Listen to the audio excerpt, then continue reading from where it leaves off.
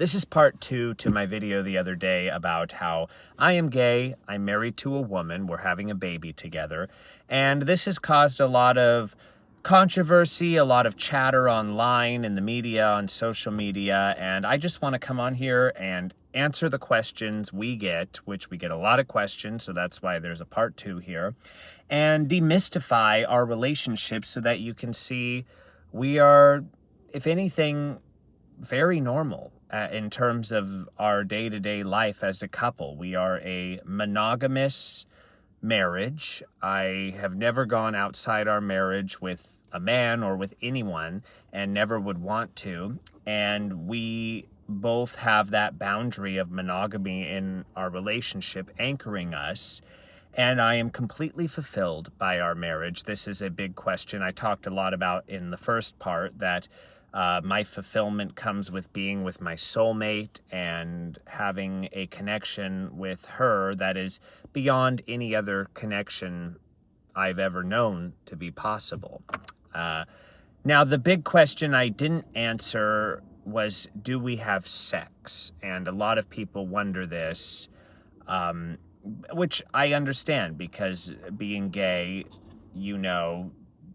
says you don't sleep with women, and I don't sleep with women, but I sleep with my wife, and that can be confusing for people. So to answer it, yes, we have sex, and I try to describe it as we are souls coming together. It is being with your person. It is the deepest form of connection you can have with another person, and it's not this skanky ass and titties sort of thing when we're together. There's no, the lustfulness is not what draws us together. It's the love and the connection we have. And that might sound schmaltzy and overly romantic to you, but it's just the reality. And what that means is I actually feel more fulfillment from that connection than any sort of lustful thing would ever do. And I think that's something we try to translate to people and inspire people to look for when they are seeking a relationship or they found somebody that they think might be their soulmate. Is this like this crazy, want to tear your clothes off, animalistic lust? Or is this such a beautiful, delicate friendship that you would never want to interfere with, that you want to preserve and protect? And when you're intimate with that person, it's another hemisphere than just lust. And I think that would help so many people find their person, whether they're straight or gay or wherever they lie, in creating more soulful connections. Now, a lot of people will ask us, can I find something like you have? Or I'm attracted to my gay friend, should I pursue them? And to this, we say we want you to pump on the brakes. Because, first of all, no gay person wants to be hit on by the opposite gender. It's not a fun scenario. It can make you very uncomfortable.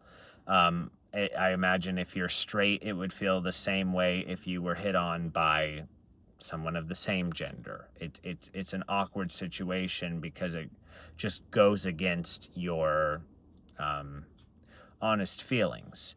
And I think we don't want you to interfere with your friendship or assume something out of a friendship, because we all have gay and straight friends coming together. My wife has so many gay, I say she's Lady Gaga because she has so many gay friends and fans, and she's like a gay icon. And that doesn't mean that she has that connection that we have with any of them. There's a very clear friendship line there with those friends, as opposed to the dynamic that her and I share. And we tell people, if you're looking for this situation, first of all, stop looking.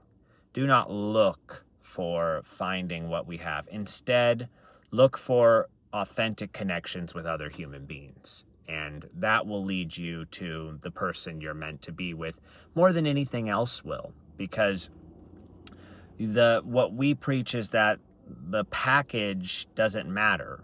If you find a connection with a man or a woman or whatever you're attracted to, or maybe it's something you're not traditionally attracted to, like us, we want you to just pursue the honest connection and the friendship with that person, because the friendship is the anchor. When you hear old people that have been married for 60 years talk about their relationship, they'll always say, he's my best friend, she's my best friend. And that is everything. So that should matter most. And if this is meant to be a relationship that is more than a friendship, it will reveal itself in some way. And for my wife, it revealed itself as sort of her explaining it was an energy healer. And I think I'm a very non-woo-woo person. She likes the woo-woo, the energy healer, all that mystical stuff. To me, I think it was more almost the way therapy works, where she told somebody who is emotionally detached from her and her situation a very intimate detail, and was able to step outside of herself and see it for what it was. And she was asked by the healer, are you seeing anybody? And she said, well, I have a very special connection with my best friend. And she touched her stomach, and the energy healer said, where you just touched your stomach means that you share a spiritual umbilical cord with this person. And that was what she needed to hear to get the idea to ask me if I ever felt more for her than a friend. And it was done obviously in a very nice, she didn't go out and try and hit on me or say, hey, want to go out on a date or anything like that. It was just like, hey, do you ever feel more for me? And it was a very courageous step that she took after a year and a half of being really great friends. And the timing was perfect, because I think we both were just so comfortable with each other by that point that we were able to put the walls down. I, of course, still had fear that this wouldn't work because she's a woman. And then the fear came that, well, this might ruin our friendship, which was the most important thing to me. So was there fear? Yes. There's always going to be a fear or an anxiety when you are forming a new relationship with somebody like that, if beyond friendship, because it could work in a heterosexual dynamic. Does he like me more than I like him? Does she not like me? You know, those sorts of things come into every relationship when they're starting off, and they're completely natural. But I never felt this like, oh, she's coming on to me sort of feeling that we want to deter people from giving towards their gay friends, or if you're gay, towards your straight friend, or towards anybody, really. I mean, that sort of culture, that like hitting on pickup culture, is just not for me. And I honestly think when we look at the psychology of it and the world we live in now, it's pretty bad. And I think that in maybe a number of years, we'll have hopefully progressed past a lot of that. And I think we are. I think especially like the way we talk about the workplace environment. Like, you know how in the 50s and 60s people were smacking the secretary's ass and everything, and that's just not done anymore.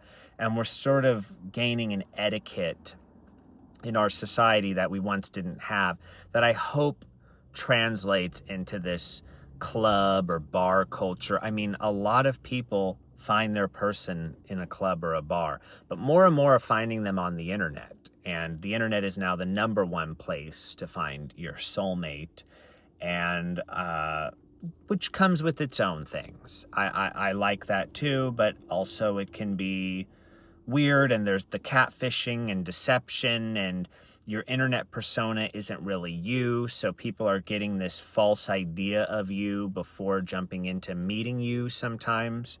Like if somebody were to look at my internet persona first, they'd see social media posts, they'd see articles, they'd see all sorts of things before they ever got to know the real me. And that's troubling for any dynamic, even just meeting a stranger or a friend, not having to go out into the world and date people, which I can't even imagine. And I'm so fortunate that I don't have to do that because I've found the person I want to be with. Another thing is, when I say that, I never wanted to be in a relationship. I always was comfortable with myself as a person and just wanting to be me and live as me. And so I wasn't looking for anything like this with a man or a woman. And that was important. And another thing that I think people need to do is find that inner comfort with themselves to be alone. And some of the best people I know, they are single and they're just so comfortable with themselves and they're not out there trying to find somebody. And I'm sure if somebody came along naturally, it would be one thing. But it's just like, if you can't live with yourself, you can't live with another person, because another person is a mirror up to yourself. So yes, we are intimate. No, don't go looking for this dynamic.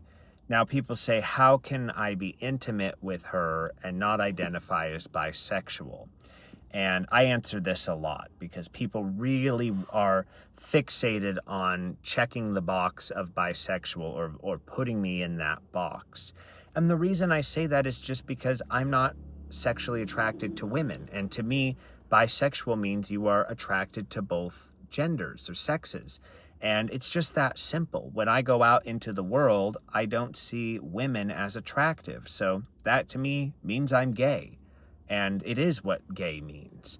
And just because a partner is different than your sexual preference doesn't mean your sexual preference changes. And that's something the queer community has been fighting for so long, is people trying to say you can change this. And it's very frustrating for a queer person to have to defend themselves as to who they are and their feelings. And I get it. I get we are a different lane than what most people see. And so I try to approach this with empathy and understanding when people challenge it. And interestingly enough, the biggest challengers are typically young gay people. And I think for one reason is that there's a lot of defensiveness in the queer community. We in the queer community have fought to be, who we are, and we've made a lot of stands, and we've had to fight for gay marriage and all these other things. And when that happens, when you're a minority that has to defend yourself in the world, you can become kind of jaded and rigid, and you cannot be pliable because you have to be so defensive of who you are and defensive of your community. So when something comes in like this, our dynamic, I get that the guard goes up with a lot of people. They go, wait a minute, you're telling me you're gay, but you're with a woman? Now that sounds like you're doing conversion therapy, or that sounds like you're telling me I can change. And on the contrary, we're saying you can't change. And conversion therapy is a load of crack of shit. And that's very important to emphasize. And we found that couples that have been in a relationship for a long time, gay couples or straight couples, usually understand our dynamic pretty quickly and realize that a person is your person. And that transcends so many things, including time, including momentary frustrations and aggressions, so many things. Now, another question we get is, how do we differ from your typical heterosexual couple? And like I said, we mostly are a typical couple. We do the typical things. We come home, we go to work, we go to bed, we eat dinner, we watch a show. It's like life. And some of the differences, which, some heterosexual couples have, is that I do a lot of the cooking and the cleaning, or the traditional women's work around the house. And my wife is just not good at that stuff. I mean, she is like really bad at cleaning and cooking and anything that involves maintenance of our home. And that's fine. That's not the skill set she was born with. My wife is much better at kind of hankering down on big adult things. She was really pivotal in getting our car and getting a great deal on our new car, finding the right car that was safe, calling around the dealerships, getting our insurance handled, making sure our taxes get handled, like big administrative things. She's also much better at saving money, almost to an insane degree. She is fixated on us not overspending. I probably, without her, would be overspending all the time and just not thinking about it. You know, she's the one who's like, do we have any subscriptions we need to cancel? Do we need to buy this? Should we be buying this version of this instead of that? And, you know, and we have great taste, and we put our money into quality things over quantity, which is another thing that she emphasizes and that I've learned from her and grown from her about. So many things. Also, Samantha keeps our health on track. She's very adamant about getting her exercise in, about us eating well, making a healthy dinner, and even though I'm the one making it, but she wants to make sure we're doing well. And let me tell you, when you do those things, when you eat well and you manage your life, it really improves. And that's something that I've just been amazed at, how she's taken control of our life in that way and made my life so much better for it, on top of just making my life better as a person through her incredible personality. So because I do the woman's work, I think that could be seen as kind of funny, and we'll play into it on social media and joke about it, because I sometimes I'm like, I'm the housewife cooking and cleaning, and this house never gets clean, and there's always laundry. Like, I feel like I'm like some what do you call her, Donna Reed. It's just like, but it's how we work. And when you find the person, typically the person you're meant to be with, they fit into the missing pieces like a cog.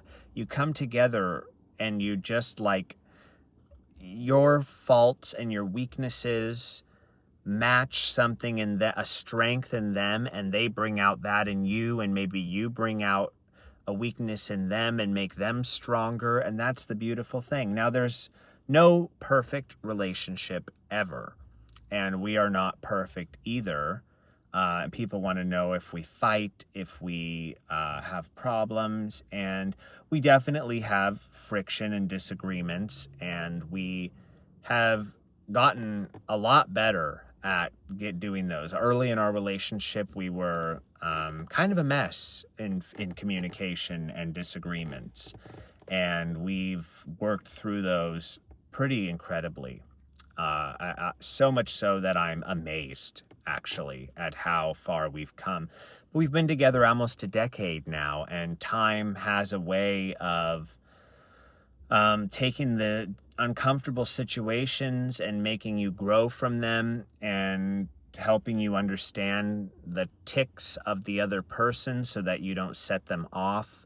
It helps you use your words better so that they feel assured in the relationship. And that's so much of it, and for me, I was never really the communicator, even though you're probably astounded because I've been rambling for almost 20 minutes straight here. But I was really the person who buried feelings. I was the love avoidant, as they call it, and she's the anxious personality, the one who needs the words of affirmation and wants that. And it's was very challenging at first to get that to work in our relationship without sort of getting kinked into this like butting heads.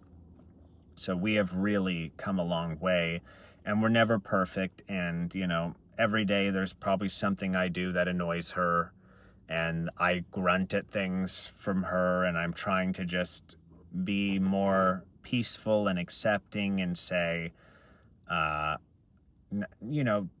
there's no reason to grunt or get in a bad mood or anything. I love this philosophy that it's a Buddhist philosophy about the second arrow. Don't suffer the second arrow, which basically means if you get shot with one arrow, you can't avoid it. In life, there's going to be annoyances that are going to hit you, like the arrow. And what happens is if you linger around on that thing, you'll get shot with a second arrow. And that second arrow will be much worse. And so don't dwell on that first arrow. Kind of feel the pain of it for a moment, and then the faster you move on, the faster you get out of there, you won't get hit with that second dwelling, sad. And a lot of people do this. They get hit with an arrow and they use it as an excuse. Well, now I'm going to have a bad day because we had a moment of bickering or something. Oh, I'm going to dwell in it and they're going to see how sad I am. And it's the worst thing you can do for yourself. And it's so easy to get caught up in that. And I don't know why we do that as people. I don't know. Because I think animals don't. Animals move on very quickly. And I think it's because we are conscious and we are manipulative as people, frankly, and we will try to get other reactions out of people if we feel they've hurt us or that we want to show it to people. Oh, you've hurt me so bad. Look at me. I'm miserable, and it's like, don't do it. Just be a go-getter and realize arrows are going to hit you throughout the day, and sometimes they really suck, but the faster you get out of it, the less you will suffer, and that's the best advice in life.